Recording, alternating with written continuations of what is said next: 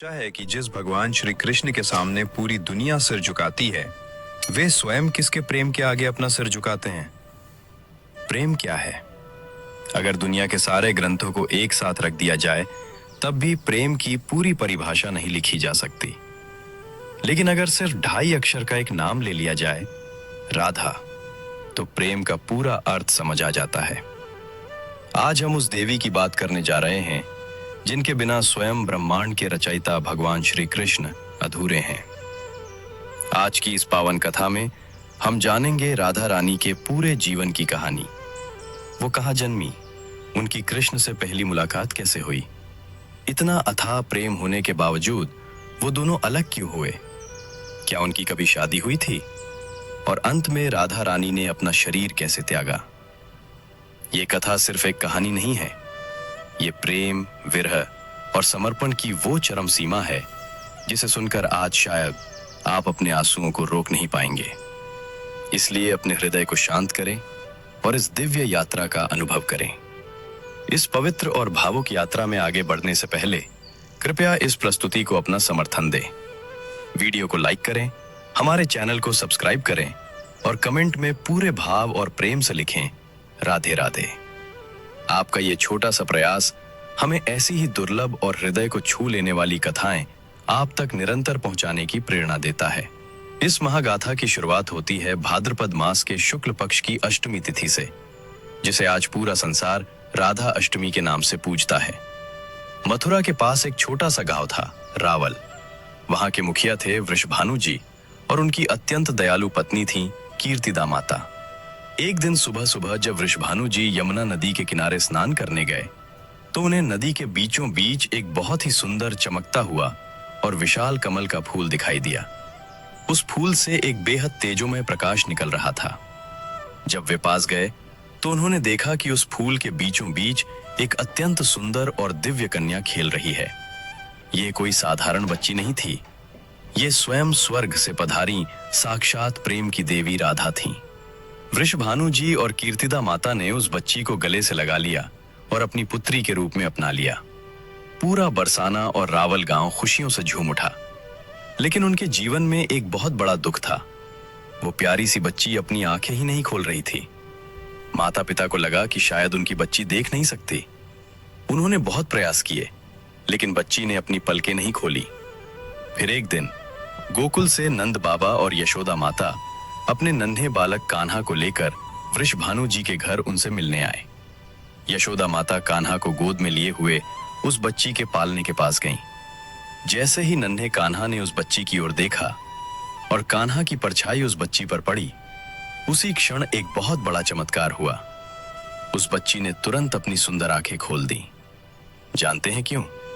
क्योंकि राधा रानी इस संसार में जन्म लेने के बाद सबसे पहले अपने प्रियतम श्री कृष्ण के ही दर्शन करना चाहती थी। जब तक उनके सामने उनके कान्हा नहीं आए, उन्होंने इस दुनिया को देखने से ही इनकार कर दिया था। समय बीतता गया। राधा रानी बरसाना में बड़ी हो रही थीं और कान्हा गोकुल और वृंदावन की गलियों में। उनकी उम्र में थोड़ा ही अंतर था। राधा रानी कृष्ण से उम्र में थोड़ी ही बड़ी थीं, लेकिन उनका प्रेम उम्र, समय और शरीर के बंधनों से बहुत मुक्त था। उनकी मुलाकातें वृंदावन के जंगलों में, यमुना के पवित्र किनारे और गोवर्धन पर्वत की तलहटी में होने लगी। जब कान्हा अपनी बांसुरी बजाते तो उस बांसुरी की धुन हवाओं से होते हुए सीधे राधा रानी के हृदय में उतर जाती थी। वो दुनिया की सारी सुध बुध, सारे काम छोड़कर बस कान्हा की ओर खींची चली आती थी। उनका प्रेम कोई साधारण आकर्षण नहीं था, यह आत्मा का परमात्मा से मिलन था। रासलीला में जब कृष्ण और राधा एक साथ नृत्य करते तो देवता भी आसमान से फूल बरसाते थे। पूरा वृंदावन उनके प्रेम के रंग में रंग चुका था। अब यहां एक ऐसा सवाल आता है जो हर भक्त के मन में उठता है। अगर दोनों में इतना अथाह प्रेम था, तो श्री कृष्ण और राधा जी का विवाह क्यों नहीं हुआ? क्या वो एक नहीं हो सकते थे? हमारे कई पुराणों और शास्त्रों के अनुसार राधा रानी का विवाह रायाण अभिमन्यु नाम के एक गोप से करा दिया गया था। लेकिन यदि हम इसे दार्शनिक और आध्यात्मिक रूप से समझें, तो एक बार राधा रानी ने स्वयं कृष्ण से पूछा था, हे कान्हा, जब हम एक दूसरे से इतना प्रेम करते हैं तो तुम मुझसे विवाह क्यों नहीं करते? तब श्री कृष्ण ने मुस्कुराते हुए एक बहुत ही गहरी बात कही थी। उन्होंने कहा था, राधे, विवाह तो दो अलग अलग लोगों के बीच होता है ना। तुम और मैं तो एक ही हैं। क्या कोई स्वयं से विवाह कर सकता है? राधा और कृष्ण दो जिस्म और एक जान थे। विवाह एक सामाजिक नियम है जो समाज में रहने के लिए बनाया गया है, जबकि उनका प्रेम समाज, दुनिया और शरीर के नियमों से बहुत ऊपर था। राधा कृष्ण की आत्मा थी। लेकिन हर प्रेम कहानी में एक बहुत बड़ा और दर्दनाक मोड़ आता है, और इस कहानी में वो मोड़ था जुदाई यानी विरह। वो काला दिन आ ही गया जब मथुरा से अक्रूर जी अपना रथ लेकर वृंदावन आए। कंस का वध करने और धर्म की स्थापना करने के लिए कृष्ण को अपना प्यारा वृंदावन हमेशा के लिए छोड़कर जाना था। जब कृष्ण जाने लगे तो पूरे वृंदावन में मातम छा गया। गायों ने चारा खाना छोड़ दिया, यमुना का पानी ठहर गया और गोपियां रथ के आगे लेट गईं। लेकिन राधा रानी एकदम शांत थीं। उनकी आंखों से आंसुओं की धारा बह रही थी, लेकिन उन्होंने कान्हा को रोका नहीं, क्योंकि वो जानती थीं कि कान्हा केवल उनके नहीं हैं, वो पूरे संसार के तारणहार हैं। जाने से पहले कृष्ण अपनी राधा से मिले। दोनों ने एक दूसरे को देखा। शब्द कुछ नहीं कहे गए, लेकिन आंखों ही आंखों में सब कुछ कह दिया गया। कृष्ण ने वादा किया था कि वो लौटेंगे, लेकिन विधाता का खेल देखिए। कृष्ण उसके बाद कभी दोबारा वृंदावन नहीं लौट सके, और यहीं से शुरू हुई राधा रानी के विरह की पीड़ा। उन्होंने कान्हा की याद में अपना पूरा जीवन बिता दिया। वो यमुना के किनारे बैठकर घंटों अपने कान्हा का इंतजार करती थीं। उनकी तड़प और उनका दर्द इतना गहरा था कि कहा जाता है कि राधा जी के आंसुओं से वृंदावन में एक पूरा कुंड बन गया था। ये विरह, ये तड़प ही थी जिसने राधा के प्रेम को दुनिया में सबसे महान, सबसे पवित्र और सबसे अमर बना दिया। वर्षों बीत गए। कान्हा अब वृंदावन के नटखट ग्वाले से द्वारिका के महान राजा बन चुके थे, द्वारिकाधीश। सालों बाद कुरुक्षेत्र में सूर्य ग्रहण के अवसर पर एक बहुत बड़ा मेला लगा। वहां सारे यदुवंशी आए थे और नंद बाबा के साथ वृंदावन से राधा रानी भी आई थीं। दशकों बाद आज राधा और कृष्ण का फिर से आमना सामना हुआ, लेकिन यह मिलन वैसा नहीं था जैसा वृंदावन में होता था। सामने द्वारिका के राजा खड़े थे, जिनके साथ उनकी रानियां थीं, रुक्मिणी, सत्यभामा और अन्य। राधा रानी ने अपने कान्हा को राजसी कपड़ों में मुकुट पहने देखा। वो समझ गईं कि उनका ग्वाला कान्हा अब एक बहुत बड़ा राजा बन गया है, जिस पर पूरी दुनिया की जिम्मेदारी है। दोनों की आंखों में आंसू थे। उन्होंने कुछ नहीं कहा, लेकिन उनकी आत्माएं आपस में लिपट कर रो रही थीं। राधा रानी वहां से चुपचाप लौट आईं, क्योंकि वो राजा कृष्ण को नहीं, अपने बांसुरी वाले कान्हा को प्यार करती थीं। समय का पहिया घूमता रहा। जब राधा रानी का अंतिम समय नजदीक आया तो वो बहुत वृद्ध और कमजोर हो चुकी थीं। लेकिन उनके हृदय में कान्हा को एक आखिरी बार देखने की तीव्र इच्छा जागृत हुई।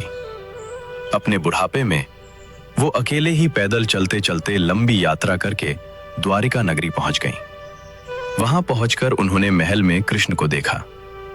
कृष्ण ने भी उन्हें तुरंत पहचान लिया।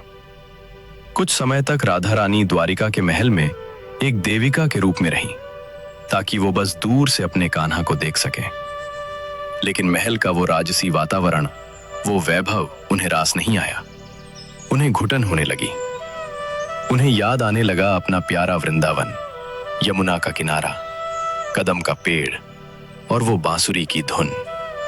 अंततः एक रात बिना किसी को बताए राधा रानी द्वारिका के उस भव्य महल से निकल गईं और पास के एक एकांत जंगल में चली गईं। वो बहुत कमजोर हो चुकी थीं और समझ गई थीं कि अब उनका समय आ गया है। जब श्री कृष्ण को यह बात पता चली तो वो बेचैन होकर पागलों की तरह उन्हें ढूंढते हुए जंगल में पहुंचे। उन्होंने देखा कि उनकी राधा रानी एक पेड़ के नीचे बेसुध लेटी हैं और अपनी अंतिम सांसें गिन रही हैं। कृष्ण दौड़कर उनके पास गए, उनका सिर अपनी गोद में रखा और रोने लगे। जो तीनों लोकों का स्वामी था, जो सबको जीवन देता था, आज वो अपनी राधा के लिए फूट फूट कर रो रहा था।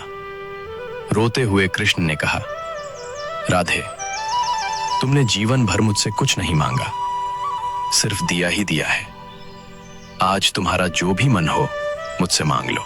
राधा रानी ने बहुत ही मुश्किल से अपनी आंखें खोली, कृष्ण का चेहरा देखा, मुस्कुराई और बहुत ही धीमी आवाज में कहा, कान्हा, मैंने जीवन भर तुमसे बस प्रेम किया है, मुझे कुछ नहीं चाहिए। मैं बस एक आखिरी बार तुम्हारी वो बांसुरी की धुन सुनना चाहती हूँ जो तुम मेरे लिए वृंदावन में बजाया करते थे। अपनी आंखों में आंसू लिए श्री कृष्ण ने अपनी वो जादुई बांसुरी निकाली और जीवन की सबसे मधुर लेकिन सबसे दर्द भरी धुन बजानी शुरू की। उस बांसुरी की तान इतनी करुण थी कि प्रकृति भी रो पड़ी, हवाएं रुक गईं और पेड़ पौधे भी उदास हो गए। और अपने प्रियतम की उसी मधुर धुन को सुनते सुनते राधा रानी ने मुस्कुराते हुए कृष्ण की गोद में अपने प्राण त्याग दिए। उनकी आत्मा निकलकर सीधे श्री कृष्ण में ही समा गई। अपनी राधा के जाने का दुख भगवान कृष्ण से बर्दाश्त नहीं हुआ। उनके हृदय में पीड़ा का ऐसा सागर उमड़ा जिसे कोई नहीं समझ सकता। जिस बांसुरी को वो अपनी जान से ज्यादा प्यार करते थे, जो राधा और उनके प्रेम का सबसे बड़ा प्रतीक थी, कृष्ण ने उसी क्षण उस बांसुरी को अपने हाथों से तोड़ दिया